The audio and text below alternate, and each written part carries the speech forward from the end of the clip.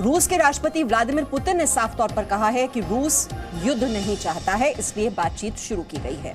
सुरक्षा का अधिकार सभी देशों को है। Что касается исполнительных органов власти, в том числе военно-политического руководства страны, здесь комментировать нечего. Принято решение о частичном отводе войск. Голосование в Государственной Думе, думаю, так или иначе связано, конечно, с этим, потому что депутаты парламента, так же как в любой стране, в России, ориентируются на общественное мнение. Ориентируются на мнение своих избирателей, и они тонко его чувствуют. И в этой связи совершенно очевидно, в нашей стране подавляющее большинство людей сочувствует жителям Донбасса, поддерживает их и надеется, что ситуация там коренным образом изменится. और जी मीडिया आपको बता दें, देश का पहला ऐसा न्यूज चैनल है जो पिछले कई दिनों से यूक्रेन से आपको लगातार अपडेट दे रहा है। युद्ध भले ही दो देशों का हो, लेकिन खमियाजा पूरी दुनिया को उठाना पड़ता है। ये रिपोर्ट भी हम आपको आगे दिखाएंगे, लेकिन उससे पहले आपको 16 फरवरी से जुड़े युद्ध की कुछ ऐतिहासिक जानकारियां देना चाहते हैं। 16 फरवरी 1630 में डच सेना ने ओलिंडा पर कब्जा किया था। 16 फरवरी 1646 को टॉरिंगटन की लड़ाई हुई थी। ब्रिटिश गृह युद्ध की ये आखिरी बड़ी लड़ाई थी। 16 फरवरी 1804 को पहली लड़ाई हुई थी। स्टीफन डेकाटुर ने फ्रिगेट यूएसएस फिलाडेल्फिया पर छापा मारा था। 16 फरवरी 1862 को अमेरिका में छिड़े गृह युद्ध के दौरान जनरल यूलिसिस एस ग्रांट ने टेनेसी पर कब्जा किया था। 16 फरवरी 1945 को दूसरे विश्व युद्ध के दौरान अमेरिकी सेना फिलीपींस में कॉरिडोर द्वीप पर उतरी थी। और अब 16 फरवरी 2022 सामने है। आशंका यह है कि रूस यूक्रेन पर कभी भी हमला कर सकता है और इस हमले के बाद विश्व युद्ध होना तय है। और अब जो मौजूदा हालात बने हुए हैं दोनों देशों के बीच और इसका क्या असर पड़ सकता है, और खास तौर पर हमारे देश पर भी इसका क्या असर पड़ रहा है और पड़ेगा आने वाले दिनों में, इस पर चर्चा करने के लिए इस वक्त हमारे साथ दो खास मेहमान जुड़े हुए हैं। एसपी सिन्हा है मेजर जनरल डिफेंस एक्सपर्ट के तौर पर, और पूर्व राजनयिक अचल मल्होत्रा जी भी इस वक्त हमारे साथ हैं। अचल मल्होत्रा जी, अब हम देख रहे हैं कि अमेरिका की ओर से साफ तौर पर यह चेतावनी दे दी गई है कि हम डिप्लोमेसी के लिए तैयार हैं, लेकिन अगर रूस यूक्रेन पर हमला करता है तो निर्णायक तरीके से हम भी जवाब देने के लिए तैयार हैं और यह कभी न भूलने वाला घाव होगा। इस चेतावनी को कैसे देखा जाए, कैसे समझा जाए? देखिए मीमांसा, जो प्रेसिडेंट बाइडेन ने कल कहा है उसमें मुझे कोई नया एलिमेंट दिखाई नहीं दे रहा, क्योंकि जब से ये क्राइसिस डेवलप हो रहा है उनकी जो स्टेटेड पोजीशन यही रही है कि रशिया यूक्रेन पे अटैक करेगा और उस केस में जो रशिया को बहुत बड़ी कॉस्ट भुगतनी पड़ेगी। उनका मेन एम्फेसिस इकोनॉमिक कॉस्ट के ऊपर है। बार बार वो कह रहे हैं कि नॉर्थ स्ट्रीम 2 की जो गैस पाइपलाइन है उसे बंद कर देंगे, सीवियर इकोनॉमिक सैंक्शंस लगाएंगे। हाँ, कल के बयान में उन्होंने जरूर अपने देशवासियों को भी ये कहा है कि इसकी कॉस्ट जो है डोमेस्टिक कॉस्ट भी हो सकती है, तो हमारे लोगों को भी तैयार रहना चाहिए। लेकिन अगर आप इस सारे विवाद को अगर 4 शब्दों में कहें, हकीकत में मीमांसा जी, ये जो है वर्चस्व की लड़ाई है रशिया और अमेरिका के बीच में। इसमें यूक्रेन बेचारा जो है, आप कह सकते हैं स्केपगोट, बकरी का बला बनाया जा रहा है। और जो नेटो के कुछ अलाइज हैं, जैसे यूरोप में जर्मनी है, फ्रांस है और दूसरे, वो अपने आप को एक बहुत ही टाइट पोजीशन में महसूस कर रहे हैं, क्योंकि वो भी नहीं चाहते कि ये लड़ाई हो, उससे उनकी एनर्जी सिक्योरिटी पे बहुत बड़ा असर होने वाला है और जनरली कोई भी नहीं चाहता। अगर आप युद्ध की बात करें तो आपने देखा होगा कि रशिया बार बार एक ही बात कह रहा है कि उसे युद्ध नहीं करना, लेकिन उसकी कुछ रेड लाइंस हैं।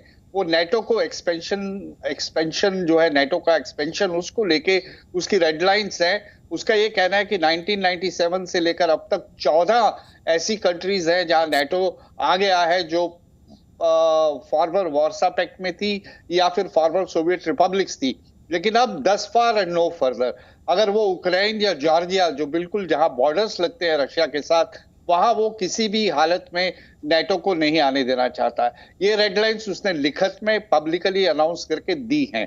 अब इस पे कॉम्प्रोमाइज करना अमेरिका और नेटो के लिए बहुत मुश्किल है, लेकिन रूस भी नहीं चाहता कि वॉर नहीं करे। वो इसलिए नहीं कि वो शांति प्रिय है या उसे डर है वॉर से, बल्कि उस वॉर का फिर उसे खुद ही खामियाजा भुगतना पड़ेगा।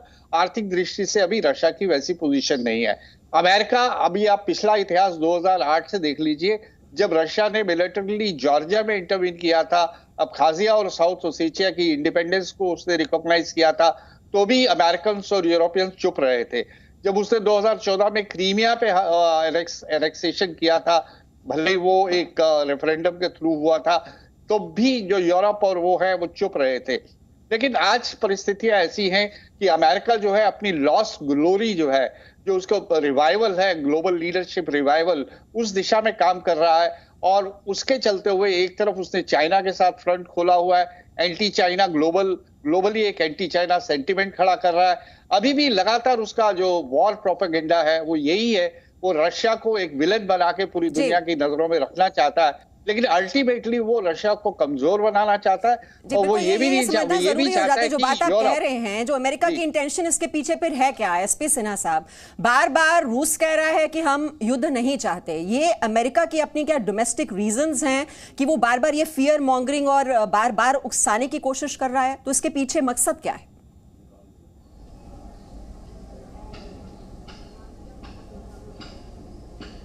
मेजर जनरल एसपी सिन्हा, मेरी आवाज क्या आप तक पहुंच पा रही है?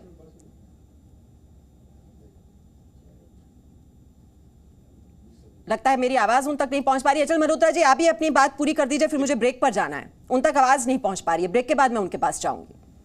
जो आप कह रहे थे कि अमेरिका की जो इंटेंशन है, कहीं फियर मॉन्गरिंग नजर आ रही है, डोमेस्टिक रीजंस हैं, उसी की वजह से क्या मजबूरी है अमेरिका की कि वो बार बार फियर मॉन्गरिंग जो है एक प्लान और एक स्ट्रैटेजी के तहत है। जैसा मैंने बोला कि डोनाल्ड ट्रंप के टाइम में अमेरिका फर्स्ट की जो पॉलिसी थी, उसके चलते हुए उसने अपने नेटो और यूरोपियन अलाइंस के साथ काफी अपनी मतभेद हो गए थे उनके। वो इंटरनेशनल पार्टिसिपेशन, जैसे क्लाइमेट चेंज से बाहर निकल रहे थे, ईरान न्यूक्लियर डील से बाहर निकल रहे थे। बाइडेन ने आने के बाद अनाउंस किया कि अमेरिका इज बैक, अमेरिका अपनी ग्लोबल लीडरशिप को आगे बढ़ाना चाहता है। और मुझे लगता है बाइडेन अपनी पीछे एक लेगेसी छोड़ के जाना चाहते हैं कि उनके आने के बाद अमेरिका एक बार फिर से मजबूत हुआ, अमेरिका ने पूरी दुनिया में अपनी सुपर पावर स्टेटस को री इस्टेब्लिश किया। ऐसे में वो उसने एंटी चाइना सेंटिमेंट के साथ साथ रशिया को भी कमजोर कर रहा है, और वो ये भी चाहता है कि यूरोप में जो उसके अलाइज है, उसकी जो एनर्जी सिक्योरिटी रशिया पे डिपेंड करती है, उसे भी किसी हद तक कम कर दिया जाए। क्योंकि वो शुरू से ही नॉर्ड स्ट्रीम 2 गैस पाइपलाइन, जो रशिया से डायरेक्टली जर्मनी और यूरोप के दूसरे हिस्सों को गैस सप्लाई करेगा, उसके खिलाफ रहा है। तो ये कोई बहाना बना के, कुछ भी ऐसा माहौल बना के वो ऐसी स्थितियां क्रिएट करना चाहता है कि फिर एक जो है कि उसे युद्ध नहीं करेगा वो। ये डेफिनेटली आप मुझसे लिखवा लीजिए कि अगर रशिया थोड़ी बहुत इंटरवेंशन भी करता है ईस्टर्न यूक्रेन में, तो भी मिलिट्रीली जाके अमेरिका या नेटो नहीं करेंगे, क्योंकि वो ओब्लाइज भी नहीं है, यूक्रेन नेटो का मेंबर नहीं है। और यूक्रेन की मेंबरशिप को भी लेके हमें समझना चाहिए कि बहुत सारे मेंबर्स हैं, जर्मनी है, फ्रांस है, पोलैंड है, जो नहीं चाहते कि यूक्रेन को उसका मेंबर बनाया जाए। तो हालात ये है कि रशिया के जो सिक्योरिटी कंसर्न्स है वो जेन्युइन है। अमेरिका बार बार इस बात पर जोर दे रहा है कि ये आपकी जो सॉवरेन राइट है वो किसी भी अलायंस को ज्वाइन करे। देखिए, हकीकत में ऐसा होता नहीं है। ये जो फिलोसॉफिकल बातें हैं, आपकी थ्योरेटिकल कॉन्सेप्ट्स हैं, वो अपनी जगह होते हैं, लेकिन रशिया के पॉइंट ऑफ व्यू से उसकी ये सिक्योरिटी एंगल से बहुत ही जरूरी है कि नाटो उसके बॉर्डर से दूर रहे। तो ये पूरी परिस्थितियां ऐसी है। बीच ऐसा आपने बताया कि नाक की लड़ाई दरअसल बनी हुई है, वर्चस्व की लड़ाई। और रूस के रक्षा मंत्रालय की ओर से जो कल बयान दिया गया था कि जो उनके जो ट्रूप्स हैं अब उन्होंने विड्रॉ करना शुरू कर दिया है, कुछ हैं जो बेस पर आ रही हैं। अब तो रूस और यूक्रेन के बीच का ये विवाद और इसकी वजह से पूरी दुनिया में टेंशन है। बड़ा सवाल हम भारतीयों के मन में भी है कि रूस ने अगर यूक्रेन पर हमला कर दिया तो हमारे देश पर इसका क्या असर होगा? क्या इस युद्ध से हिंदुस्तान अछूता रहेगा? समझिए इस रिपोर्ट।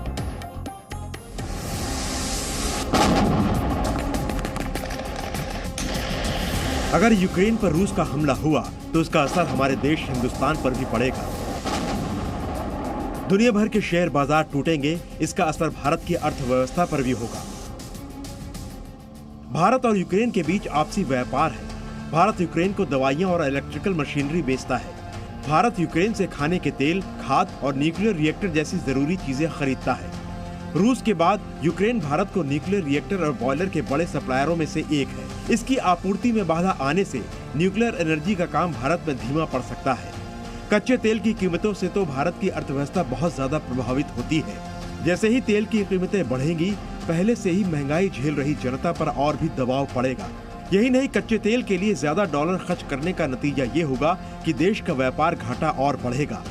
इसके अलावा यूक्रेन में काफी संख्या में भारतीय छात्र मेडिकल की पढ़ाई कर रहे हैं। जंग शुरू होने पर उनकी सुरक्षा की चिंता होगी। पेट्रोल प्राइसेस और ऑयल गैस प्राइसेस तो बढ़ेंगे और क्राइसिस हो जाएगा शॉर्टेजेस का यूरोप में, खासकर क्योंकि वहां पे बहुत सप्लाई जाती है काफी मात्रा में यूएसएस, रूस से और यूक्रेन से। तो ये सप्लाई डिस्ट्रप्शन होगा तो सबको दिक्कतें आएंगी। रूस यूक्रेन की जंग में भारत पर कूटनीतिक और राजनीतिक दबाव भी बढ़ेगा। दो महाशक्तियों की जंग में भारत को अपना एक स्टैंड लेना होगा। अमेरिका या रूस, दोनों में से किसी एक का पक्ष लेना भारत के लिए मुश्किल फैसला होगा। सुरक्षा परिषद में यूक्रेन के मसले पर भारत ने वोटिंग में हिस्सा नहीं लिया था। फिलहाल ऐसा लगता है कि भारत रूस यूक्रेन मामले में इंतजार करो और देखो की नीति अपनाएगा। ब्यूरो रिपोर्ट, जी मीडिया। और मेजर जनरल एसपी सिन्हा हमारे साथ हैं। मेजर जनरल एसपी सिन्हा, ये भारत पर क्या असर पड़ेगा, इस पर तो हम आगे चर्चा करेंगे ही, लेकिन उससे पहले जो रूस के रक्षा मंत्रालय की ओर से कल जो जानकारी दी गई, बयान जारी किया गया कि बहुत से ट्रूप्स हैं जो वापस बेस में आना शुरू कर दिया है यूक्रेन की सीमा से, अब तो माना जाए कि युद्ध का खतरा अब टल चुका है?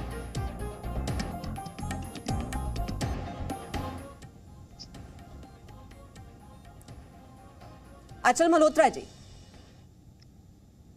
हाँ, देखिए मानसा जी, जैसे मैंने पहले भी कहा था कि युद्ध का खतरा जो है एक थियोरेटिकल था, और अगर ये वास्तव में ही वेरीफाई हो जाता है कि रशिया ने विड्रॉल शुरू कर दिया है, तो आप कह सकते हैं कि तनाव कम होने की दिशा में काम करना शुरू हो गया है। लेकिन at the end of the day सवाल यही रहेगा कि मीटिंग पॉइंट क्या है। क्या रशिया की रेड लाइंस को नेटो और उसके अलाइज जो हैं, अमेरिका के नेटो अलाइज हैं, उन्हें एक्सेप्टेबल है? क्या वो नेटो की फर्दर एक्सपेंशन को रोकने के लिए तैयार हैं? क्या वो कोई ऐसी गारंटी, लीगली बाइंडिंग गारंटीज देने के लिए तैयार हैं कि वो नाटो में उक्रेन या जॉर्जिया को नहीं मिलाएंगे? अगर नहीं तो कोई तो ऐसा एक माहौल बनाना पड़ेगा जिससे रशिया को ये अश्योरेंस मिले या दोनों के लिए फेस सेविंग हो जाए। अगर तो सच में दोनों साइड सीरियस हैं, लेकिन अगर अमेरिका सिर्फ इसे एक एंटी रशिया सेंटिमेंट बनाने के लिए ये सारा एपिसोड्स क्रिएट कर रहा है, और वो नेटो जो उसके अलाइज हैं यूरोपियन, उनकी जो डिपेंडेंस है रशिया पे कम करने की कोशिश कर रहा है, अपनी डोमेस्टिक जो है रेटिंग जो बाइडेन की गिरी है उसको ऊपर करने के लिए कर रहा है, तो फिर इस क्राइसिस को वो थोड़ा लंबा भी खींच सकते हैं।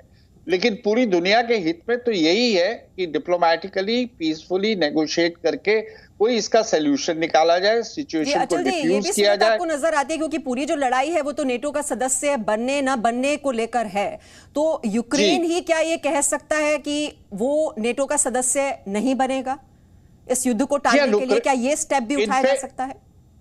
देखिए, थोड़े दिन पहले अमेरिका में जो उक्रेन के एम्बेसडर हैं, उन्होंने इस तरफ इशारा किया था। इनफैक्ट अगर वो कह देते हैं कि फिलहाल हमने कोई इंटरेस्ट नहीं है, उक्रेन को कोई इंटरेस्ट नहीं है, या उक्रेन जो है नेटो और रशिया के बीच में एक बफर जोन की तरह रहेगा, न्यूट्रल, और रशिया उसकी गारंटीज दे दे कि वो ईस्ट उक्रेन में जो बात चल रही है कि उनके जो सेपरेटिस्ट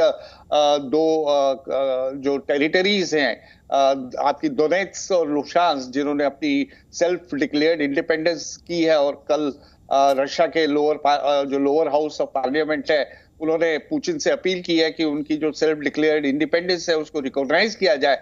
अगर रशिया वहां अश्योरेंसेस दे देता है कि वो उक्रेन के फर्दर ब्रेकअप में कोई भी किसी भी किस्म का हिस्सा नहीं लेगा, और वो जो है उक्रेन का अंदरूनी मामला है वो अपने आप सुलझा ले, बदले में नेटो मेंबरशिप की जो एस्पिरेशंस है उक्रेन खुद ही पीछे हट जाए। देखो, गौरतलब है नेटो में इसको मिलाया जाएगा, ये 2008 यानी 14 साल पहले कहा गया था, और प्रोसीजरली भी हाँ जी। एसपी सिन्हा जी भी हमारे साथ जुड़ गए हैं। बार बार कोशिश हम कर रहे थे लेकिन बार बार कनेक्शन टूट रहा था उनसे। एसपी सिन्हा मेजर जनरल हमारे साथ हैं। एसपी सिन्हा जी, जो बात कह रहे हैं यहाँ पर अचल मल्होत्रा जी की, हो सकता है कि खुद ही कह दे यूक्रेन कि हाँ अभी नेटो का सदस्य नहीं बनना है, लेकिन साथ ही साथ वो हवाला उस बात का भी दे रहा है जो एग्रीमेंट हुआ था बुडापेस्ट में, जिसमें अमेरिका की भी मौजूदगी थी। यूक्रेन जो कि सोवियत यूनियन से अलग हुआ था, तभी एग्रीमेंट साइन हुआ था कि उसकी टेरिटोरियल इंटेग्रिटी है, सॉवरेनिटी है और उसको पूरा अधिकार है यह तय करने का कि वो आगे नेटो का सदस्य बनना चाहता है या नहीं। आप क्या संभावना देखते हैं? देखिए, सबसे पहले आपको देखिए, सबसे बड़ी बात है कि यूक्रेन एक सॉवरेन स्टेट है। सॉवरेन स्टेट को अपने हित के बारे में फैसला करने का उसको पूर्ण रूप से अधिकार है। ये क्यों है कि रूस चाहता है कि यूक्रेन का कंट्रोल हाथ मिले, क्योंकि रूस जिस तरह से नाटो अपने ट्रुप्स डिप्लॉय कर रहे हैं, ट्रेनिंग सेंटर्स खोल रहे हैं, तो रूस को लगता है कि नाटो फोर्सेस और ख़तरा उसके द्वार पे पहुंच रहा है। ये उसकी घबराहट के कारण है। रूस समझता है कि यदि यूक्रेन चला गया तो जो बफर जोन है रूस का वो ख़त्म हो जाएगा और नाटो और अमेरिका उसके द्वार पे खटखटाएंगे। लेकिन नाटो समझता है कि ये जो एक्सपेंशनिस्ट पॉलिसी है रूस का, वो रूस क्रीमिया को जोर ज़बरदस्ती करके अपने में मिला लिया, तो क्या उसकी सोच यूक्रेन की तरफ नहीं होगी कि यूक्रेन पे भी वो इस तरह का हरकत कर सकता है, जबकि यूक्रेन और रूस के बीच में संधि हुई थी कि रूस ने ये माना था कि यूक्रेन के टेरिटोरियल इंटीग्रिटी का वो सम्मान करेगा, जो यूक्रेन उस पर विश्वास नहीं करता है। तो यदि यूक्रेन चला जाता है तो रूस तो यूरोपियन यूनियन के द्वार पे खड़ा होगा, तो यूरोपियन यूनियन को भी खतरा होगा। और यदि नाटो जो पुतिन के तीन डिमांड हैं, जो पहला डिमांड है कि यूक्रेन को नाटो का मेंबरशिप मत दो, दूसरा पुतिन का डिमांड है कि नाटो अपना पूर्वी दिशा में जो एक्सपेंशन है उसको बंद करे, तीसरा उसका डिमांड है पुतिन का कि नाटो अपने फोर्सेस को रीडिप्लॉय करे, वापस ले जाए जो उसने फॉरवर्ड लोकेशन पे डिप्लॉय किया है, और जो भी 1997 के बाद जो भी फॉरवर्ड मूवमेंट हुआ है ट्रुप्स का उसको विड्रॉ करे। चौथा चीज़ जो पुतिन कह रहा है कि वो लीगल गारंटी चाहता है, वर्बल गारंटी से वो संतुष्ट नहीं है। तो इन चारों बातों पे तो नाटो मानेगा नहीं, तो नाटो मानेगा नहीं, रूस मानेगा नहीं, तो ये तो स्टेलमेट है। ये तो दोनों का जो पोजीशन है वो बहुत ही गंभीर है। तो सवाल पैदा होता है कि ये स्टेलमेट को कैसे तोड़ा जाए। यूक्रेन क्या नाटो का सदस्य बनेगा या नहीं बनेगा? यूक्रेन ये भी कह भी दे कि नाटो का सदस्य नहीं बनने के लिए तैयार है, तो क्या जिस तरह से नाटो फोर्सेस डिप्लॉय हुए हैं और ईस्टवर्ड पूर्वी दिशा में रूस की तरफ आगे बढ़े हैं, क्या नाटो उसको वापस ले जाएगा? मुझे तो नहीं लगता ले जाएगा। तो जो मुख्य डर है, भय है रूस का, वो तो पूरी तरह से संबोधित नहीं होता है। तो ये बहुत बड़ा ये और मेजर जनरल सिन्हा जो आप कह रहे हैं स्टेलमेट है और दोनों की रिजिड पोजीशंस दिखाई दे रही हैं, लेकिन कल जो रूस के रक्षा मंत्रालय की ओर से कहा गया कि पार्शियल विड्रॉल तो हुआ है ट्रूप्स का, लेकिन उस पर भी भरोसा नहीं है। यूक्रेन के विदेश मंत्री ने कहा कि we believe what we see, we don't believe what we hear. और नेटो चीफ का भी यही स्टेटमेंट था कि कॉशियस ऑप्टिमिज्म उन्हें नजर आ रही है, लेकिन ग्राउंड पर डी एस्केलेशन होता हुआ नजर नहीं आ रहा। इसे कैसे समझा जाए? देखिए, ऐसा है कि अंतर्राष्ट्रीय स्तर पे कथनी और करनी में मैंने बहुत बार देखा है कि फ़र्क होता है। कोई देश कहता कुछ है, ज़मीनी स्तर पे वास्तविकता कुछ और होती है। तो यदि रूस कहता है कि हमने विड्रॉ किया है और नाटो फोर्सेस करते हैं कि विड्रॉ नहीं किया है, तो कौन साबित करेगा? अनटिल अनलेस यूनाइटेड नेशंस का एक फैक्ट फाइंडिंग कमेटी जाए, फोर्स जाए और ग्राउंड पे वेरीफाई करे, यही मुमकिन है। क्योंकि दोनों ताकतों पे विश्वास करना, एक ताकत पे विश्वास आप पूरी तरह से कर नहीं सकते। कोई इंडिपेंडेंट देश जाके उसका फैक्ट फाइंडिंग करे, ये पॉसिबल है। तो सवाल ये है कि यदि यूक्रेन मान भी जाता है कि टेम्पररी वो नाटो नहीं ज्वाइन करेगा, तो क्या यूक्रेन पूरी तरह से रूस के महत्वाकांक्षा जो विस्तारवाद की नीति है उस पर यूक्रेन विश्वास कर सकता है? क्या ये रूस गारंटी देगा कि यूक्रेन को भविष्य में उस पर कब्जा नहीं करेगा? जी। उसने तो यूक्रेन की टेरिटोरियल इंटेग्रिटी का सम्मान किया था, संधि किया था। तो क्रीमियन पेनिनसुला का क्या हुआ? वो तो जोर जबरदस्ती करके ले गया।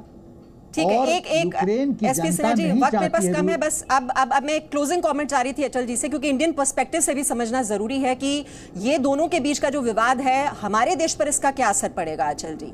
क्योंकि हम देख रहे हैं 2014 के बाद ऑल टाइम क्रूड ऑयल के जो प्राइसेस हैं उसमें पूरी तरह से स्टीप नजर आ रहा है, और महंगाई बढ़ेगी और क्या क्या होगा, और इंडिया का स्टैंड होना क्या चाहिए ऐसे मामले में?